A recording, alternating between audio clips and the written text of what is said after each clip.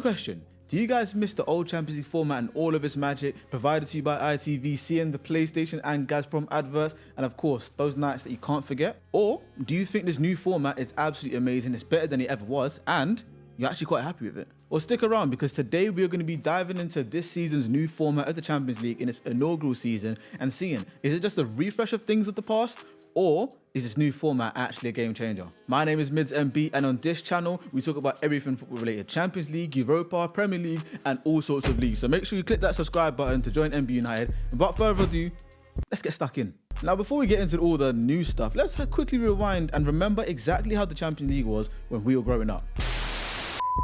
Now, for decades, the Champions League format was very simple. 6 games, 4 teams in one group. Whoever finishes third drops into Europa, and whoever finishes last, completely out of it. Now, this was followed by a simple round of 16, quarter-final, semi-final, and of course, the destination final. Now, the joy about this group stage setting that we had before was the fact that something as mere as goal difference could settle things on the very last day from either teams dropping into that third spot, meaning they'll go into Europa League, or if they're in Europa, dropping into Conference League, or if they're fourth, completely exiting the Champions League and the promised land of great football. But what if I told you that actually, with that old format, we were missing out on quite a lot of drama, action, and even better games? Now, the major differences for this new Champions League format is the fact that instead of there being 32 teams, there's now an increase of 36. Now, with this added teams, it means that the teams individually don't play 6 games, they now play 8. A total of 2 more fixtures for every single club in the Champions League. Well, at least that's in the league format. So the teams that actually finish 1st to 8th qualify for the next round, which is obviously the round of 16, right? But what happens to other teams? I'm so glad you asked that question. Teams finishing from 9th to 24th now enter a new phase of play, and this is called the round of 16 playoff. Now, by the time this video comes out already, we would have seen exactly what that looks like. We saw Man City take on Real Madrid and lose. Bear in mind, these were 2 of the finalists from not only last year, but the year before. Now, of course, there's this ongoing conversation in the football world of, players playing too much, there being not as many breaks or not as many days between the games that these players are playing, and it's taken a toll on them. Now, this season alone, I feel like it's fair for all of us to admit that, aside of being fans of our own individual clubs, we're seeing a lot more injuries to, players doing their ACLs, their hamstrings, and I feel like this is signs of, players that are playing too many games, and I guess maybe something in the recovery isn't going quite as planned. And of course, everyone can remember Eric Cantona's famous, or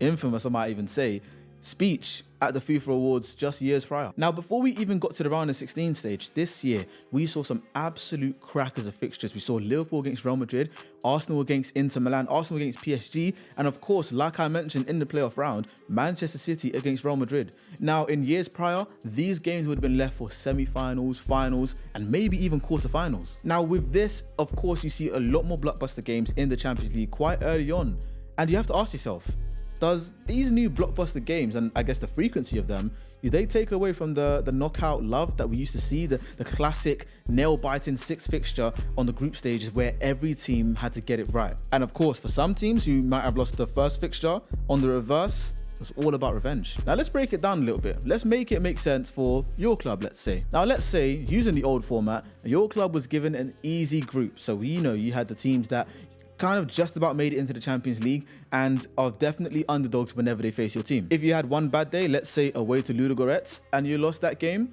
it wouldn't necessarily affect you too much because you're going to play Ludogorets at your home stadium, and of course, with them being the underdogs, you're most likely going to win that game. So for some European giants, maybe this was the time to, take a bit of a rest, maybe play some youngsters or some players that are on the fringe of the team when you already know that you've won 3 games or 4 games to guarantee your qualification. However, with this new format, there are no days off. And the reason I say this is because, yes, you might have been given easy fixtures as well. You might have gotten 12 or even 15 points, but goal difference is now into play massively because now you're not just looking at your own group, you're looking at everyone else in the Champions League. So now with this, I guess you could say that these games are a lot more intense. I guess teams are, really trying to go for that goal difference. And I think that's why we saw Bayern Munich absolutely blitz a team in the Champions League this season, because they know, yes, we are definitely going to win this game, but we don't want goal difference to bite us in the back come end of January. Now, I've got a question for you. Do you personally, now you can answer truthfully in the comments below,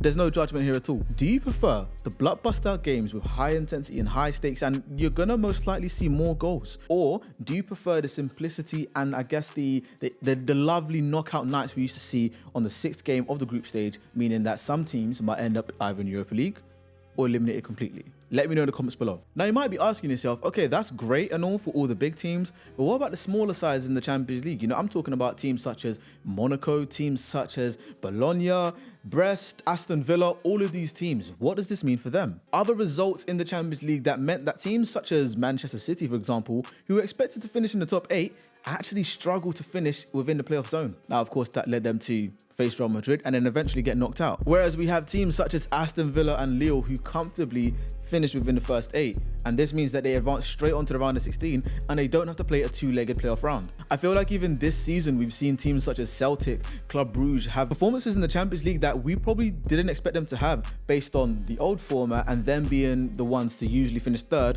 or even rock bottom in their groups. And it's not even just that. I feel like the more games that you have in the Champions League and the fact that, you know, these smaller teams such as Villa, Lille, Celtic, all of these teams are having more games against different opponents in the Champions League. So it's not necessarily them being dealt a bad hand, whereas in the past, Celtic could easily have been in a group of Celtic, Bayern Munich, Atletico Madrid, and let's throw in Lyon. Now, those teams have better squads than Celtic, and this means that Celtic would have had to play these guys twice, knowing that, actually, this is definitely an uphill battle. We are most likely going to lose this game, at least on the away side, but at home, we might be able to snag a point. And this could see them filtering either to the Europa League or finishing rock bottom. However, with this new format, that is definitely not the case. They're playing a different team for all 8 fixtures, which is the first time we've ever seen this. And I feel like now, more than ever, we're going to have teams that are, again, smaller, and the teams that aren't necessarily referred to as European giants probably get a bit further and actually start to make the round of 16 more consistently. But of course, for the big teams, this means that their players are going to be needed on their A game every single Champions League fixture. Now, of course, added games, more intensity. This can definitely feed into what I was talking about earlier with Rodri and Cantona when they said that players are playing too many games. So let's talk numbers. Now, according to the Champions League website, teams are averaging 1.8 injuries per game, and this is a 12.5% increase than on the season prior. And again, we might not be able to isolate this problem down to the fact that UEFA have extended the Champions League format to now play 2 more games, and if you're not on your A game, play another 2, so a grand total of potentially 4 more games. It might not be that alone, but it's definitely something worth mentioning. And the reason I say this is because if you look at Opta, there seems to be a 10 to 15% year-on-year increase of injuries within all European competitions. Now, this of course covers the Champions League, Europa League, and the Conference League, but it also includes the league games. So I think we might have to ask ourselves, is it just the new Champions League format and I guess the whole new UEFA competition format, or is it having to do with international fixtures too? I'm not too sure about that one. Now, me personally, I have 2 sides to this argument. On the first side, for the smaller clubs, I absolutely love it because seeing Club Brugge absolutely deal with some teams has been amazing. Now, on the other side, for the big clubs, we've seen it with Arsenal, we've seen it with Real Madrid, and we've even seen it with Aston Villa, that these injuries are going to continue to affect the teams, maybe not even just in the Champions League, but definitely in their league fixtures as well. But what do you think? Do you think this is a major concern, or do you think that actually these big clubs, it actually allows them to increase their squad depth and actually have more quality, which means that there's more of a roster of players? Let me know your thoughts in the comments below. So, what does this mean for all of the clubs, big and small? Now, of course, for all clubs involved, more games in the Champions League is equating to more revenue. And we all know that approximately in the Champions League, you get around 2 million per win in the Champions League. I think it's a bit less for when you draw and less for when you lose. But if we do some bit of maths here, 8 fixtures, say you win all of them like Liverpool did this season, 2 million times 8, that's 16 million roughly that they've already generated just by guaranteeing themselves a spot in the round of 16 in the Champions League.